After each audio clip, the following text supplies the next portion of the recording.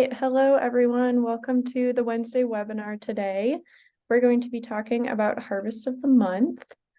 So my name is Haley Scott and I'm the program lead with Montana Team Nutrition through Montana State University. And then we'll also have Molly Kirkham on. She's with the National Center for Appropriate Technology, and Kate Houston, food service director at Anderson School, and Robin Crosby, food service director at Summers School, are also here today to share their Harvest of the Month experience with us. So thanks everyone for being on. As we go through the webinar, feel free to unmute if you can speak. You have that option. Also, feel free to type your questions in the chat box and we can get to those verbally. Okay, so today we are going to go through our introductions, and then we're going to watch a quick video next on what Farm to School is. So Harvest of the Month is included in Farm to School. So we'll watch a short video on that. We'll play a Harvest of the Month game, and then we'll get to hear about Anderson and Summers programs, how they implement Harvest of the Month at their schools. And then we'll do a little true or false game and have time for questions and answers. So with that, I am going to pull up our YouTube video just to share what Farm to School means.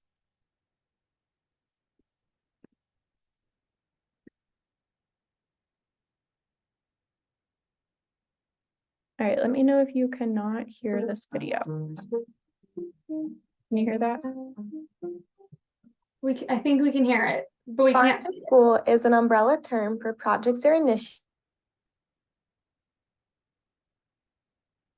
Haley, you're muted. Food businesses and strengthen We can't see it though. the three.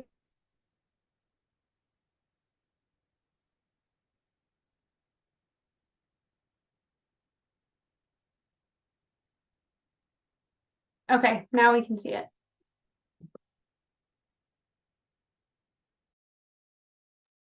I think you have to unmute yourself for it to play this noise. Farm to School is an umbrella term for projects or initiatives that connect children to local foods to improve their health, support farmers, ranchers, and food businesses, and strengthen communities through the three core elements: procurement, education, and school gardens. Montana Farm to School is a collaborative effort to grow farm to school programming across the state, led by Montana Team Nutrition Program at Montana State University and Montana Office of Public Instruction. Farm to School is not a program you sign up to do. You implement the concept to meet the goals and match the resources of your school or community. There are many ways to implement Farm to School, but the program generally works best when each of the three core elements are represented. Let's take a look at each of the three core elements. First, procurement. Procurement includes buying and serving local foods in school meals and snacks. Schools in Montana are sourcing local foods from all 5 food groups, from apples to beef and beyond. That includes food purchased from local farmers, ranchers, and processors, as well as food that's been grown and raised at schools. Education. Education is the broadest of the core elements and can include food nutrition and agriculture-based lessons. Farm to school education can take place anywhere, from the classroom to cafeteria.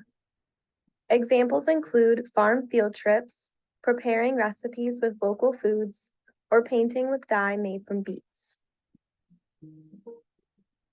School gardens. School gardens and farms provide a unique way for students to gain hands-on understanding of food and where it comes from. Growing and raising food with students is a great way to engage them in the process and get them excited about unfamiliar foods. This can include greenhouses, indoor gardening, raised beds, in-ground garden beds, orchards, farms, and more. Montana Harvest of the Month is one way to implement Farm to School in the state. This is a free program that provides an easy-to-follow framework as well as promotional and educational resources to bring farm to school into your school, after-school program, daycare, or preschool. Each month, participating Harvest of the Month sites focus on promoting one locally grown item, such as lentils, by serving it in at least one meal or snack, offering taste tests, conducting educational activities, and displaying or distributing Harvest of the Month materials. Farm to School in Montana is growing. In the 2020-2021 school year, 58.6% of schools implemented Farm to School in some capacity. That is a 3.8% increase from the 2018-2019 school year. Why does Montana Farm to School matter? Farm to School not only connects kids with locally grown food and food and nutrition education, it also helps foster more resilient food systems by providing an institutional market for farmers and ranchers to sell their product. It also provides opportunities to build family and community engagement.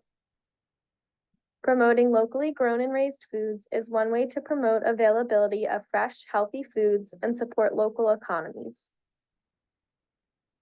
For more information, resources, and trainings, visit the Montana Farm to School website and follow us on Facebook and Instagram.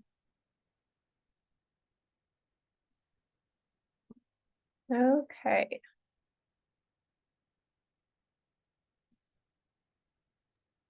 All right, hopefully you enjoyed that video and learned something new. So each of the Harvest of the Month foods has a similar farm to plate video, as well as a video that shows the recipe portion. And while you must be a registered site to access the other Harvest of the Month materials, the videos are available publicly on our YouTube channel. Okay, now I'm going to turn it over to Molly Kirkham. Hi, I'm Molly. Haley introduced me earlier. I work at the National Center for Appropriate Technology, and I coordinate Harvest of the Month along with Jay Stagg at Montana Team Nutrition. So today we're just going to go over the basics of Harvest of the Month for K12 audiences. Next slide, thanks. So we'll start with what is Harvest of the Month. So the Montana Harvest of the Month program showcases Montana grown and raised foods in Montana schools, institutions, organizations, and businesses. The primary goal of this program is to promote local healthy foods to Montanans and then to support Montana farmers, ranchers, and food businesses. So next slide, Haley. This is our calendar this year. We try to change it up each year. We tend to add a new food each year, every other year, to the Harvest of the Month arsenal. Last year we added herbs, which is September's Harvest of the Month, and then we changed some things around and removed dairy, and now we have summer squash on there. So we try to keep the calendar kind of representing the seasonality of Montana. So you can often get summer squash in July, and you can still find carrots in December. However, you do not have to follow the calendar. We encourage each site to do what works for them, especially schools or early care centers that are on a calendar that doesn't involve July or August. You can do cherries during the school year at a different point, or summer squash in a month during the school year. So yeah, we recommend following the calendar, but not a requirement. Next slide. When you register for Harvest of the Month, we provide a free packet of materials, and that materials are the posters. As you can see behind me, they're very beautiful. And then a few handouts, not for every food, just the food that we have inventory for. And then we've switched over to now providing table tents of each of the foods. So those are going to be really fun. And then we also provide access to recipes scaled for 6, 25, and 50 servings, at least 2 recipes for each of the foods. Like Haley said, this Farm to School or Farm to Plate Harvest of the Month videos, Farm to Cafeteria guides and resources. We provide Harvest of the Month in action examples, which is shows how other sites have implemented Harvest of the Month, so folks can get different ideas. And then relevant events and funding opportunities. We provide technical assistance. So if anyone reaches out to me or Jay asking where to source lentils, then we can point them to the right directories or make those connections for them. And then we also send out monthly newsletters that have all those opportunities happening in Montana, like garden funding, procurement, webinars. And then we do host mini grant programs like every other year when we have the funding to do so. And then registrants receive a Harvest of the Month participant tag on their Abundant Montana listing. We'll talk about Abundant Montana a little bit later, but it's the a local food directory in the state, and it's like one of the best sources for getting local foods. And then also available is digital access to the posters, the handouts, and then there are 3 versions of the handouts for each food. There's the Harvest of the Month at Home handout, the classroom one, and the cafeteria one. They each involve a different combination of content, such as educational activities that align with classroom standards, and then book suggestions, recipes, cooking, storage, and then growing and raising and buying tips, and then each one has fun facts on it. Also available digitally is newsletter content and social media content to promote the item on via your social channels. And then menu templates, serving line signs, table tents, and graphics that registrants can use freely. And then, so the slide that we're on now, just there's examples of some of the digital resources that are available. So there's the Bison Harvest of the Month at Home handout. Up top is the Brassicas table tent. In the corner, the right corner, is the winter squash, the back and front of the recipe card. Under that, we just got stickers made. So there's some stickers that'll be uploaded to the site soon. And then the herbs poster is in the corner there. Next slide. So now that we've gone over what the program provides, I want to talk about the K12 requirements. So each site must form a team upon registering, showcase the Harvest of the Month food for that month in a school meal or snack, an educational activity, and a taste test. And then also sites will promote the program by using those materials we just discussed. And lastly, sites must participate in evaluation. So let's go into more detail about what forming a team looks like. So this is just an example of what a team may look like, but it'll be different based on the structure of your school and who's involved in what. So we just recommend that each team has a team lead. So it can be any of these people listed in this graphic, or somebody else that's involved in gardening or procurement, or just really wants to be involved in Harvest of the Month. So we just recommend a team lead, and involving whoever wants to be involved with Harvest of the Month, because it helps with turnover to have multiple people on a team. We saw during COVID with a lot of people change jobs, and even schools with like super developed Harvest of the Month programs, if the person leading that initiative left, it often dropped off, at least for a few years. So forming a team is one of the most important things required for Harvest of the Month. Next slide, Haley. And then so the next requirement, each month, you will need to showcase the featured food in a meal or snack. A salad bar is a good start for this, because you can just throw some lentils, some greens, beets, really whatever on the salad bar, see how kids respond to it. And also a lot of folks will put a little paper or sticker that shows where the item is from. So you can also showcase a producer in your area really easily that way. And then also, we do provide the recipes, and you can encourage your own. And if you are using your own, we encourage you to submit them to us. There's a form on the Montana Farm to School website, and also there's a forum on the Harvest of the Month site, or you can just email me or Jay or Haley. And then also you can feature the Harvest of the Month foods in their raw form, like the carrots in this photo, or in a cooked recipe like the beets in the hummus, and that is beet ketchup in the middle there. And so while the program provides you a framework, we do not provide the food that you need for meals or taste tests or any of the materials for the activities. And we also do not require that you order from specific farms or vendors, as we want schools to make relationships with local producers and businesses on their own, just more sustainable that way. And we do not provide an educator to do the activities either, as we hope the lessons will be implemented and built into the school day. And so, each month you'll need to conduct an educational activity with at least one classroom or group of students. This could be one of the lessons that we provide in the Classroom Bites handout that we discussed, or it could be something else of your making, like this photo of this whole grain seed. We didn't provide that sheet whoever was implementing that maybe made that or found that on a different site.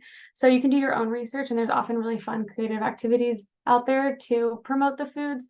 And we also have those activities too for you, and they often meet educational standards that classrooms need to. And then also, if you, in place of educational activities, you could cook with the foods with students. You can spend some time in the garden, or you can go on field trips or have farmers come give a talk to your school.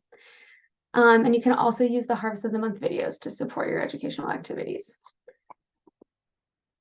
And then each month you will need to feature the food in a taste test in a classroom, cafeteria, or whatever makes sense for your site.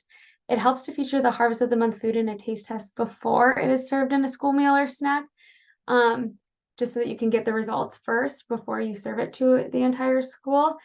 And then taste tests are also excellent when paired with educational activities, or many sites do them in the cafeteria with the whole school involved instead of in a classroom setting. So really whatever works for you. And then along with that, promotion is a main component of the program as well. This will help students and staff get excited about the new foods and engage in learning opportunities. And then there are many ways you can promote the Harvest of the Month foods and program to your students, as well to the rest of your team and other staff, such as on your menu, using the serving line sign, having a bulletin board, including it in your daily announcements, sending out in newsletters, posting on your social media, and then distributing the materials that we provide, like recipe cards or stickers or handouts. So why do we do taste tests? It encourages the introduction of new foods and different ways of preparing foods to students and staff. It teaches children to describe what they are eating, and if they like it, how they feel about it, the texture. It just teaches creative language. It shows children that it is okay to have different opinions than their peers. We often use the phrase, "Don't yuck my yum." It's a good way to get parents, community members, older students, and organizations involved. It gives an opportunity for people to try local foods and support local producers. And results can indicate potential successful school meals or snacks, or potential unsuccessful school meals or snacks. And just some tips for taste tests. We recommend consistent and regular scheduling. Some schools participating in Harvest of the Month will have like a Farm Fresh Friday on the second Friday of every month. Really whatever works for you. For that, some sites it's the whole school, sometimes it's just in separate classrooms. And then where, like I said, cafeteria or classroom, wherever works for you. We would definitely recommend using the tried it, liked it, loved it voting method that encourages positive language. And then involving volunteers can really help ease the burden of performing taste tests. And it's often super fun, so people are excited to be involved. And we do have a taste test guide on the Harvest of the Month site that's really helpful and can provide more information. So how to register. New sites can register for free on the Harvest of the Month website as shown here anytime during the year. After registration, you must complete a baseline survey. That's part of that evaluation in order to receive the packet of materials. And then existing sites register for the next school year by completing an end of year report that's due June 30th. And that's, oh yeah, I just want to talk about getting started just to sum everything up. So the first thing I would say is assemble a team of folks you think might want to be involved, and then review the expectation, then just register, complete the short baseline survey, and review all the resources on montanaharvestofthemonth.org. There's also like webinars, super helpful training webinars that are like 40 minutes long on the site. And then you'll receive your packet of materials and you can get started. And then before I move on to Haley moves on to sourcing local food, does anybody have any questions regarding Harvest of the Month? I guess Haley be in the chat, right? Since not everyone can talk. Yeah, if you have questions, put them in the chat. You can also raise your hand if you'd like to ask a question verbally.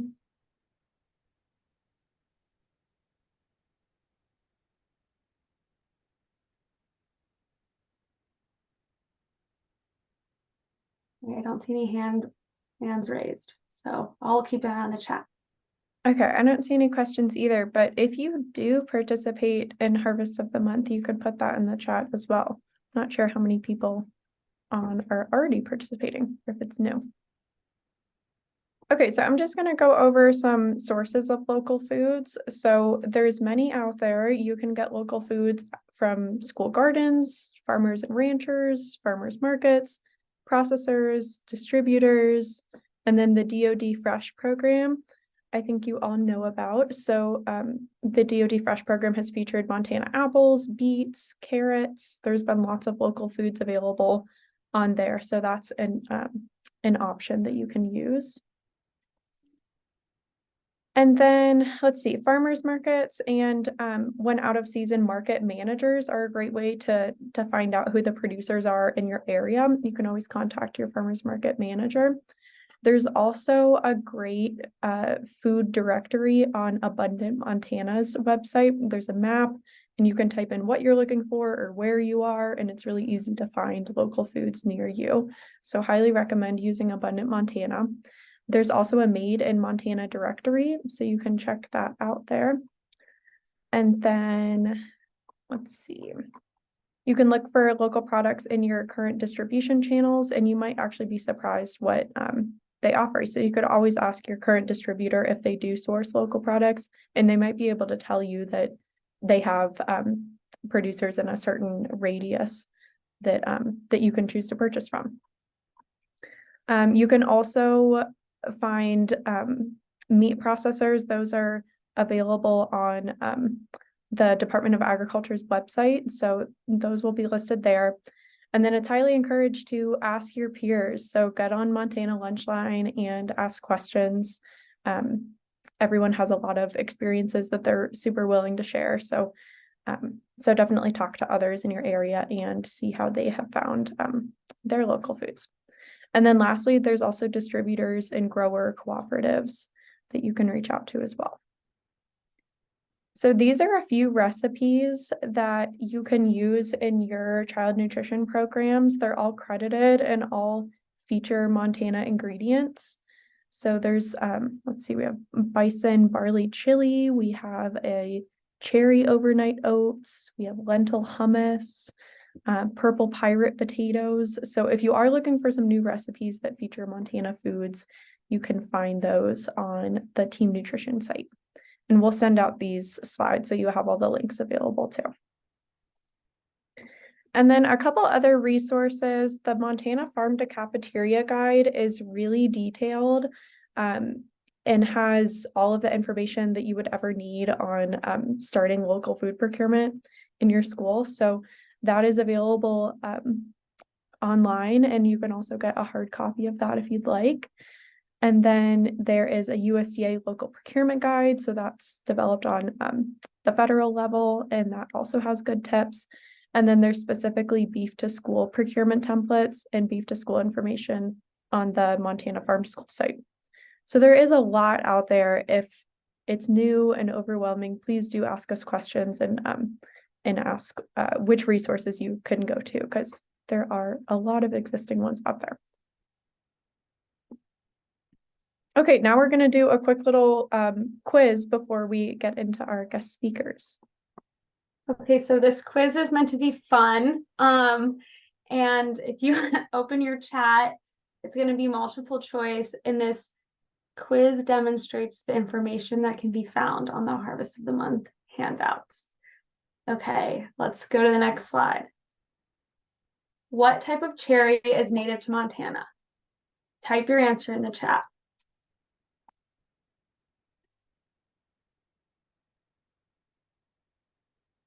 Okay, thanks for playing, Rochelle. Come on, guys.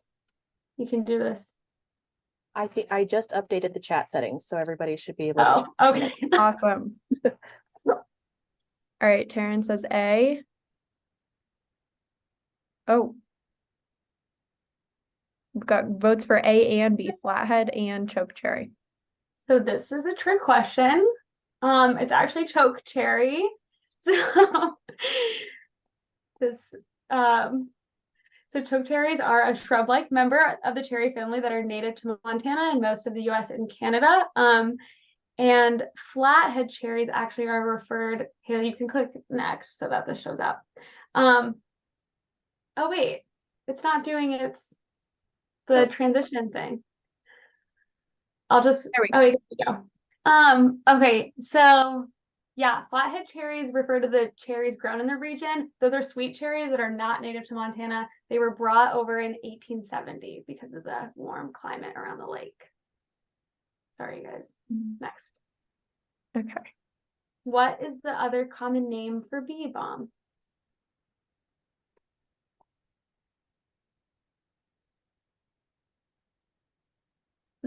Maybe bonus points if you can pronounce D.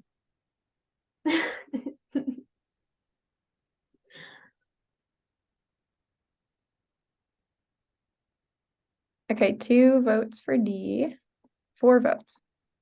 All right. Let's press next. Okay. Yep, wild. I say bergamot, but now I'm nervous. Okay. You can press next. It's bergamot. Bergamot. Yep. Okay, it's bergamot, wild bergamot. And bee balm is native to Montana. Which Montana Valley is home to the first commercial apple orchard? Bitterroot, Ruby, Paradise, or Flathead?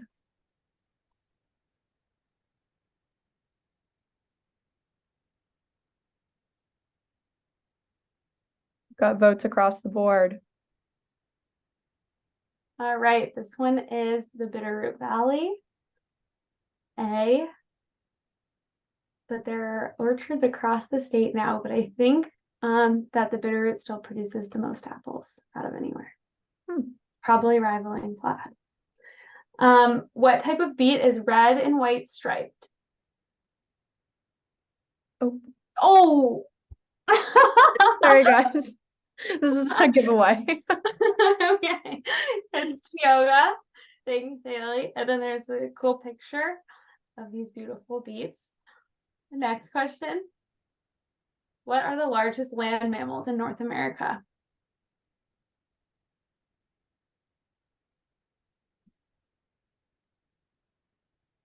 All right. Yes, bison. Which is surprising, I think, compared to grizzlies. But male bison can weigh up to 2,000 pounds. And I looked this up, and grizzlies, it's like 1,000 is the max I hear. So, and then I don't know if is there another question? There's one more. All right. Montana is the top U.S. producer of which pulse crop?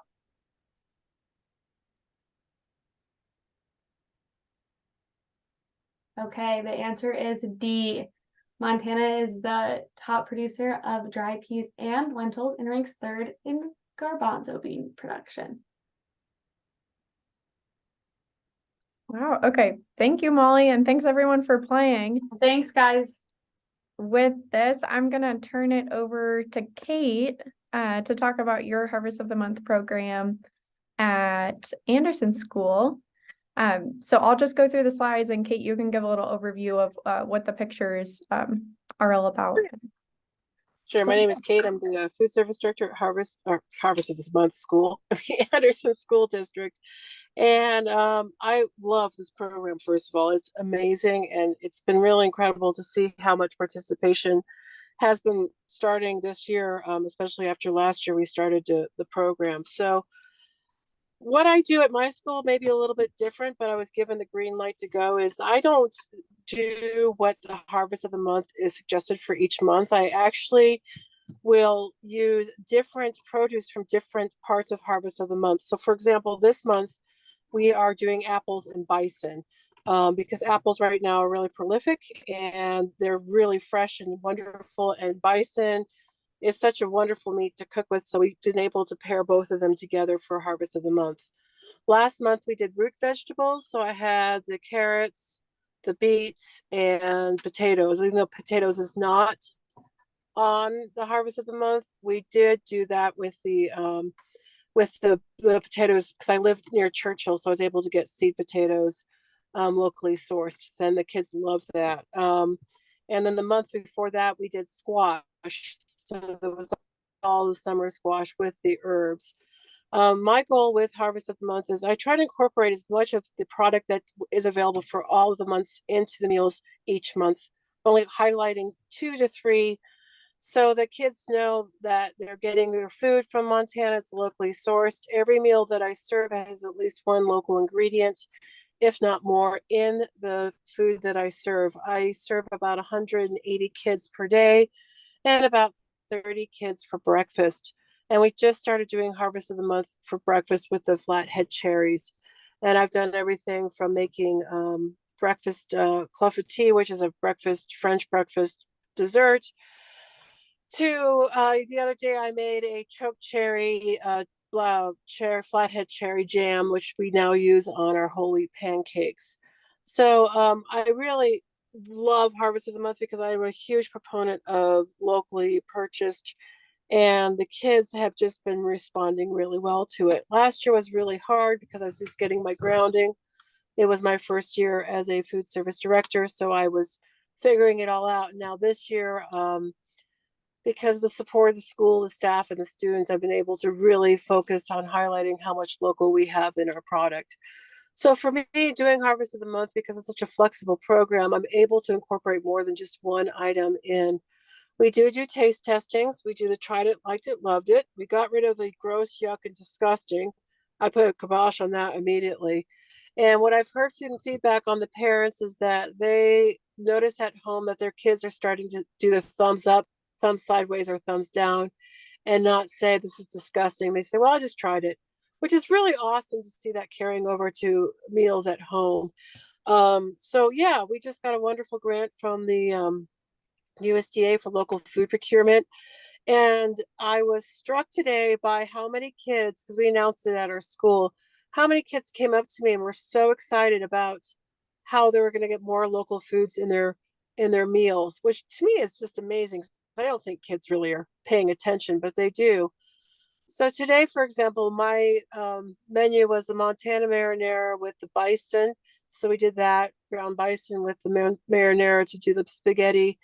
And then we used the apples, sliced them, and then served that alongside with the bison. So we're featuring both of the Harvest of the Month in one meal. And then, of course, we have our salad, which has all the greens and the tomatoes and carrots from other producers in the area. So I try really hard to hit the local producers because it makes a big difference. Kids are starting to eat more. I've noticed less food waste in our school. And it's great to get an opinion back from the kids because I really asked them, what can I do differently? So breakfast is a brand new program. And I'm really having the kids tell me what they like and what they like to have on the menu and then doing those items. So it's giving them more choice and power over what they're eating. And then they eat more food. And then they get to ask about where the farmer is, where the food is from. And so I just love the program. And I like the fact that I can kind of jump around with different food items. I have all the posters posted up on the school walls. I have a very small cafeteria space, so I do the best with what I got. And what I do is I'll put on the post-it board, the expo board, what our harvest is, and then I put questions down on the board pertaining to the Harvest of the Month. So this last question I had was, what is the most popular apple that is sold in the United States? And it was cool to see all the answers. We got 3 answers. We've got the Honeycrisp, which we buy from the Bitterroot Valley, Gala, which we get also from the Bitterroot Valley, and red apple. I won't serve red apples. I think they're horrible. But the fact that kids are coming up with all these answers and want to know is really a great way to engage the kids. And then the question before that was, what is the world's largest land animal in the United States? So the next question is going to be about parts of the animal of the bison. So they can start to asking questions about parts of the animal, like what do you use the horns for? What do you use this part for? And we're tying that into our Indigenous program. So yeah, that's it in a nutshell.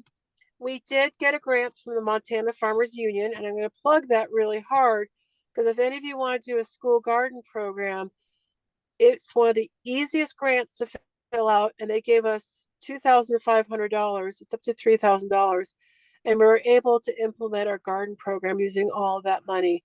And I was just at the Montana Farmers Union conference, and he is looking for schools to apply for the grant money to put towards school gardens, hydroponic gardens, greenhouse. And so with that, I've got a whole garden program set up where each grade has its own lesson, which then graduates into the next grade. So I can do a quick overview on that if I've got time. So kindergarten, they do bulbs. So they plant the bulbs in the fall, which we did this fall, and then they'll have the bulbs in the spring. They're going to draw it. They're going to cut the flowers. They're going to give the flowers to their mom. We're going to take the bulbs out of the ground, and they're going to wash and clean the bulbs and then bring them home. So then they get to see the whole cycle of a growing season. And then first grade does top crops. We talk about crops that grow above ground. And then we have second grade will do bottom crops. Third grade, we tie into a math unit, which is square footage gardening. So everything that we've learned in the first 3 years, the kids will then learn how to do square footage gardening to maximize yield. Fourth grade does indigenous gardening. So we're going to have the Three Sisters Garden. We have guest speakers coming to teach on that. And then fifth and sixth grade do community outreach, where we go to the local food bank and the senior citizen kitchen, and they are going to ask them what to grow for their needs, and then they'll harvest them in the fall and bring them to those two facilities. And then seventh and eighth grade is native plant studies and botanical studies and pollinator gardens. So then they're taking everything they've learned into high school, and hopefully some of them will want to pursue agriculture later on in life when they get older. So I'm really excited about this program. I love Harvest of the Month. I love how easy it is. And it's just really simple to be able to incorporate that one item into so many different parts of your meal. That being said, I am a smaller school. I am rural. I do have staff that are really awesome. I have a really supportive team. I've had to really work hard to sell this to the teachers. That's been my hardest problem with it. But otherwise, it's been a great program, and I'm always happy to answer questions, or if people want to come out and see what we're doing. And I'd be happy to consult any school about ideas of how to get this program started. So I think that's it in a nutshell. Thank you, Kate. That's all amazing to hear. And I feel like I also need to say that you have experience being a producer yourself. So anyone who's overwhelmed in their first year being a food service director, Kate has done so much and also has prior experience doing that. So it's amazing that you're able to kind of create this agriculture education program and fund the gardens and get them built. Super cool.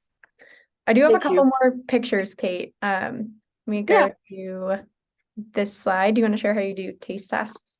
Oh yeah, so we do a taste test once a month. Although I'm gonna do it starting twice a month.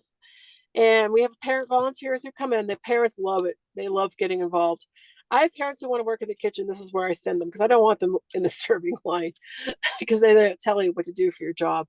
So what I do is I have the kids, I announce in the morning, I do a lot of emails out prior to the taste testing. And then what I do is I have everything set up.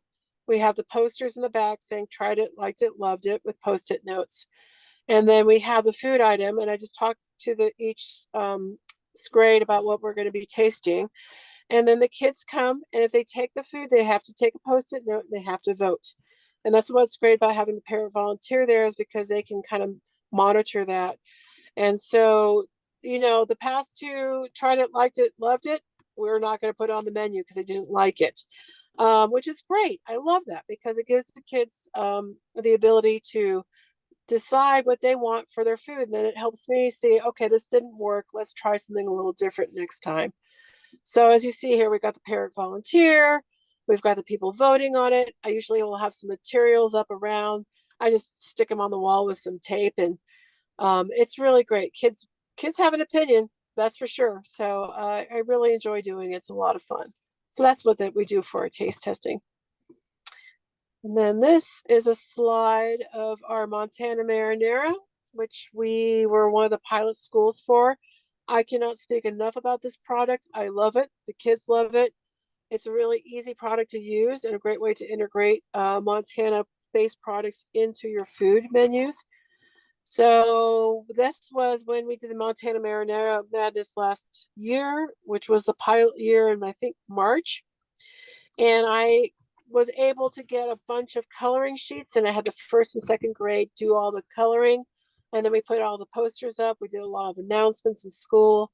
And then we did the day where we had them try the marinara with breadsticks. But then I also made lasagna with marinara, and I did tomato dill soup. So the kids got to have that in their meal or on their salad bar with their hot soup. So that's pretty much it there. I think that's it.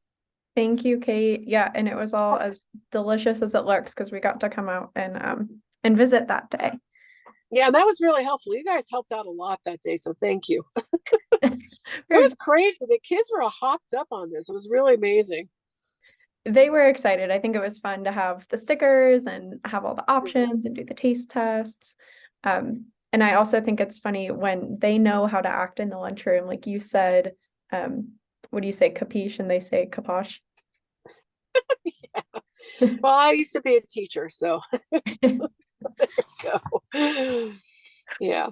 Well, thank And you. the other thing, I just want to do one more thing. I just tell you guys quickly. One thing we do is called lunchroom classroom bingo. So every Friday, each grade gets to vote on a menu that they come up with. They have to do a protein, a vegetable, a fruit, a carb, and a dessert. And so they come up with the menus. And so our next cycle is coming up. And one of the things that they have to do is in their menu, they have to include a local ingredient. So each time we do a cycle, we do something a little bit different. So this time around, it's going to be, they have to do something local in their meal. So it'll be interesting to see what each class comes up with. And then I teach extension classes for cooking. And we are going to do Meet the Farmer and Rancher for this round. And they're going to do a local based meal for the holidays for the whole school towards the Christmas season. So that's another way to get kids involved, is to have them help make that menu choice. And that's our biggest day for selling lunches. We usually have about 190 kids that day. That's so fun because it gives them the chance to have a choice on what they're gonna eat and be involved. Very cool idea. Well, thank you, Kate. If anyone has any questions for Kate, I'll share her contact information, or you're welcome to put it in the chat, Kate. But yeah, it's super cool to hear about what Anderson's doing. I'm gonna turn it over to Robin at Summers to share about their program. So Robin, I have an overview, and then I also have your taste tests in Montana marinara pictures as well. So I'll turn it over to you. Perfect. Thank you. I also think this is a great program. This is my first full year as food service director. I was the head cook under Robin Vogler for 17 years. So I had an awesome mentor. So this is my first year doing the harvest of the month on my own. Usually I'm in the back making the food. So I just got a lot of great ideas from you, Kate. So thank you. So we do a harvest meal every month, and it showcases numerous harvest of the months. Like in this one, we have our grains, our lentils, our squash, and I do slideshows. We've sent home flyers. I put it on the menu so that the kids can kind of see when that's coming up, and they get pretty excited about that. I also showcase more than one harvest of the month per month. It kind of depends on what we're able to get in-house. This month, we are doing an Indigenous meal celebration that'll be coming up. I'm really excited about that. We're doing a bison lentil chili and roasted maple veggies and a huckleberry cobbler. And I have our history teacher that is loaning me some of his posters and things that we can put up for the kids.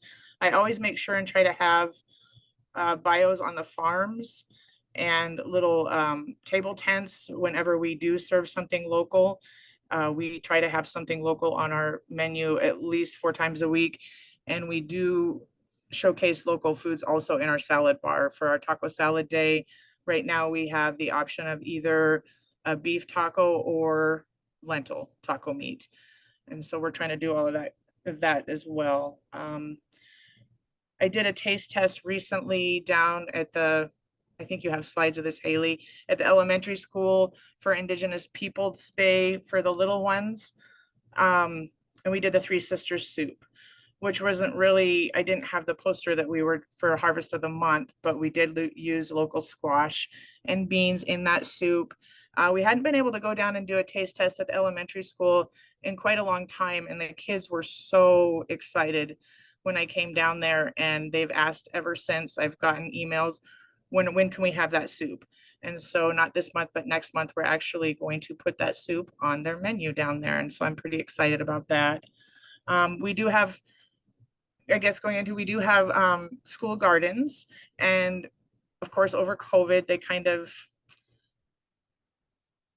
weren't as productive. And so this last year, they kind of are up and running again. Robin Vogler had started them years ago. And so we'll be able to utilize more of the vegetables out of the gardens as well. We do have a consumer science room that did go out, and they picked all the herbs and dehydrated the herbs. They picked beets, and they pickled some of the beets with a recipe I had, and I also pickled some. So we also showcase that stuff on our salad bar. I pickle jalapenos when I can get them in locally. And so we're also doing that. Another thing that I have done when we are doing a Harvest of the Month recipe or a taste test, I print off recipe cards for the kiddos to take home. And then at a parent teacher conference this week down at Lakeside, I had a table set up with some recipes and our Harvest of the Month posters. And I was told by the gal that serves lunch down there that the parents really enjoyed that. So that's something we'll continue doing.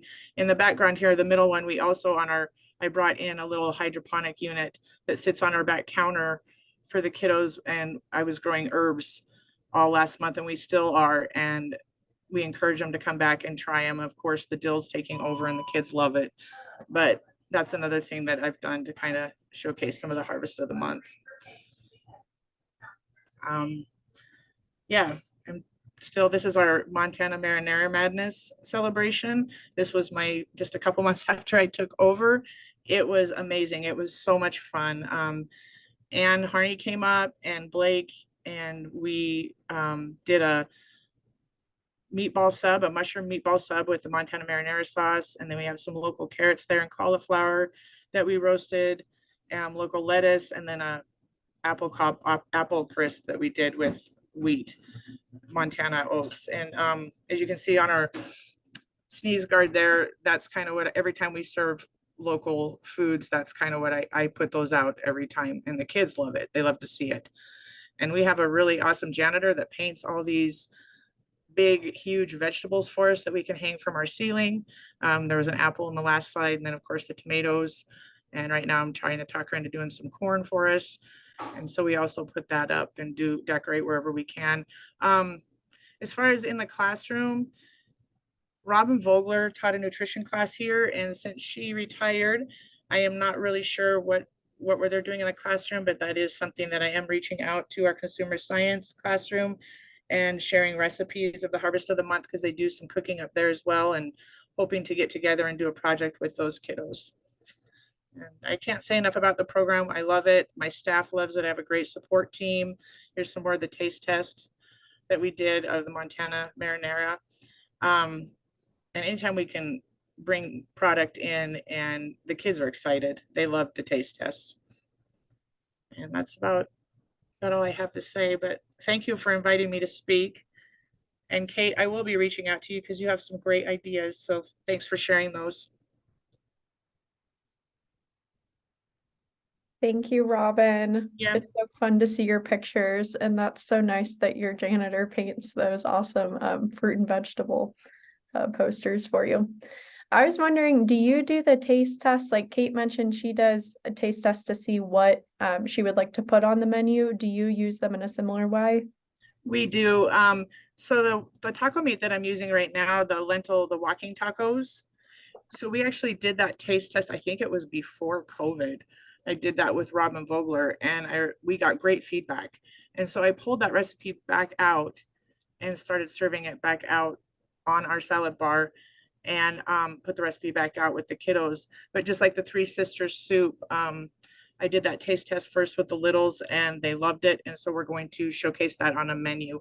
I really liked Kate's idea about letting the kids pick one day a month where they do the menu and showcase a local item. So I'm gonna have to utilize that idea.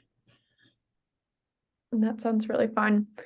Does anyone have any questions you can put in the chat or share out loud? Any questions for Robin or Kate?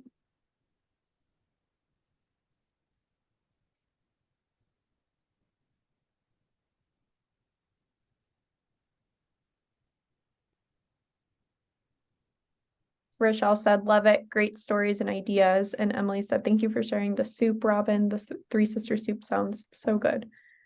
I agree. I'll have to make that this fall.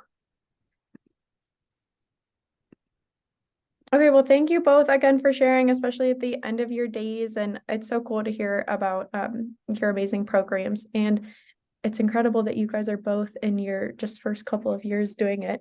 And it seems like there's so much investment and the kids are so excited about it. So thank you for sharing the photos and sharing with anyone else who might be interested in starting the program. Yes, and thank you for inviting us to speak. Of Yeah, course, thank you so much. we have a little true or It's a great false. program. It is a great program. Yeah. And like Molly said, And there's a she's lot of smart. grants out there. I was going to add in there's a lot of grants out there to get the money to support this program. And if anyone wants to reach out to me via email, I can get you connected to a ton of them. And that's how we've been able to fund a lot of the program. And I should have mentioned too that I was also a recipient of the local procurement grant, and I am just over the moon and so excited about some of the things that we're going to be able to do with that money. So thank you. Yeah, agreed. It's awesome. Yeah. And Montana Western Cooperative is awesome to work with. They've been just really great in reaching out and getting product to our school, which is fantastic. Yeah, they are great.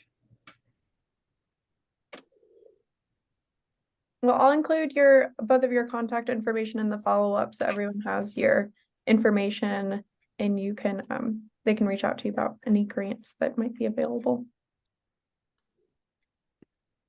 Okay, we have a few more minutes, so I'm going to go through a couple true or false questions to round us out here. So again, you can share these in the chat or share out loud. The first one is you can register for Montana Harvest of the Month any time of year. Is that true or false?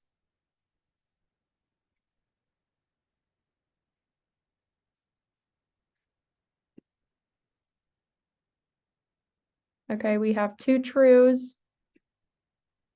Let's see, you are correct. You can indeed register at any time of the year. You'll just have to do that evaluation once a year. Next, sites do not need to re-enroll in the program each year. What do you think, true or false?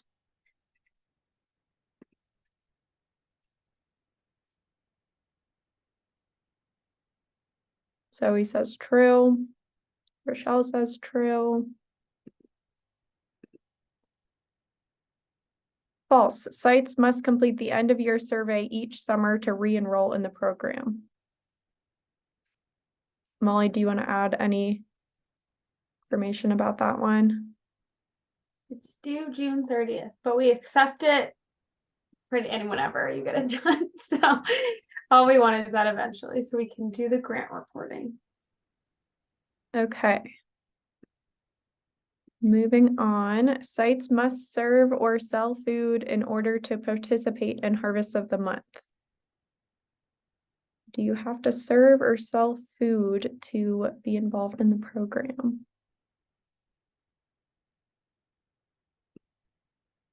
Okay, we're seeing false.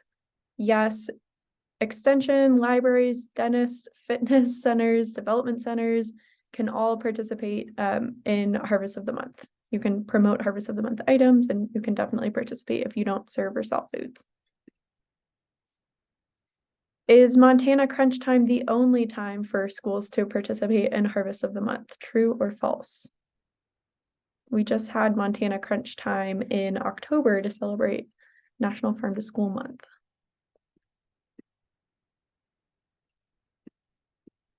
False. All Montanans are encouraged to crunch into a Montana grown or raised food and register their crunch, and you can participate in Harvest of the Month at any time of year.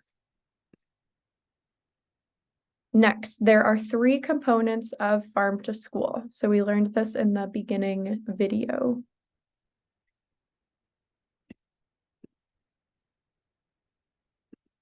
All right, we've got a couple trues. True, education, school gardens, and procurement are the three main components of a farm to school program. Okay, that is all we have for everyone today. If you have any questions or discussion topics, feel free to put them in the chat or share out loud.